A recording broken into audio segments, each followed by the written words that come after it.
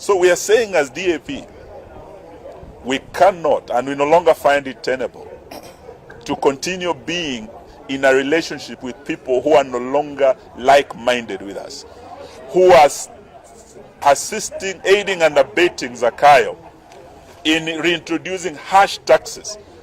When John Buddy brings back those taxes, you will not say it's Ruto who has brought those taxes. You would say that Ruto has converted some of our colleagues in ODM to become Zakayos like him. In preparation for the 10th of August 2027 elections, the party has also said with all our chairmen from all our 47 counties that we will go back to each of the 47 counties to start an aggressive recruitment drive to prepare our party for the next election, where the Democratic Action Party will be fielding candidates in all positions, from MCA to MP to women rep to governor to senator to the president.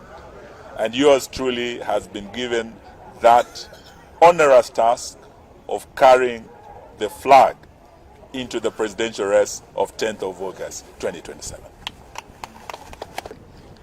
We will have a presidential candidate for the elections of 2027, who is none other than our party leader, Eugine Wamalwa, who will be our presidential candidate in 2027. Thank the organizer, the conveners of this meeting. It's been good to meet us again. I know it has been time for us to organize this meeting, but today we are. Our party leader just want to say thank you for maintaining the team. Most of the parties will find that they have collapsed, or the management, but if I can see that Masala is here, Omni is here, Estelle is here, the chairman is here, then we are on the right track. And I've made a deliberate decision from where I sit. You know, I've not been so much vibrant in talking about the party, but if you follow me right now, it is now the norm. I'm now speaking about the party. Everywhere I am, I was in Busia talking about the DA party. I was in Matungu, Kakamega, today going to Kolomani. We are now speaking the agenda of the party. And as you have heard, and I want to thank our party leader for the first time. He has spoken my mind. Recently, you heard what the party leader of Wiper said. And that thing really made Kenyans, you know me, I follow social media so much. And I'm able to read the minds of the young people. And the young people, because they started putting Kalonzo to some level. But the moment he mentioned that we are still in Azimio legally, that thing really had broken so many Kenyans. And for this position that our party leader has taken, saying that we are now moving out of that nonsense called Azimio, this thing has jubilated my heart. Now my confidence is on another level. And we cannot push the agenda of the party to deputize somewhere. We have to politicize, to strategize the party with mind that we are having our presidential candidate come 2027. And as the party leader said, that no one should ask him that question. In fact, that one should remain as you have just said, party leader. We are now moving out, and I just want to say, party leader has given us direction. He has given us reason. There is nothing good whereby you can speak your mind. The Ford Kenya ANC cannot speak their mind. We are the only party that can speak what Kenyans want to hear. We can hold even our press conference, and he has given us the notes on what we should be addressing. And if we can emphasize on what the party leader has given us, we go with that message to the ground. Even those members of parliament who are still doubting, or those MCA who are still they will come for us crying to seek for the nomination from this our party. And that is where now we're also going to exercise and get more opportunities to nominate many people in our party. And our party leader, I just want to ask you, we have some people to start making follow-up to see who is selling the party more than who. So that now when it comes to the time of rewarding, we say, hey, winner. Because this time round, there shall be no girlfriend or boyfriend for this party. And I've already met those people whom we nominated last time. And they are not speaking the language of the party. And if you remember, I have said that even the governor, right now, if you are not in the DAP of my friend, I will not support you. I will support the governor who is going, and I'm going to popularize the DAP party to make sure that it is attractive to any person who is going to fight or that is going to win. So that now we are going to be in Kakamega, we are going to be in Thika, in Bungoma, in Busia, and Trans Nzoia.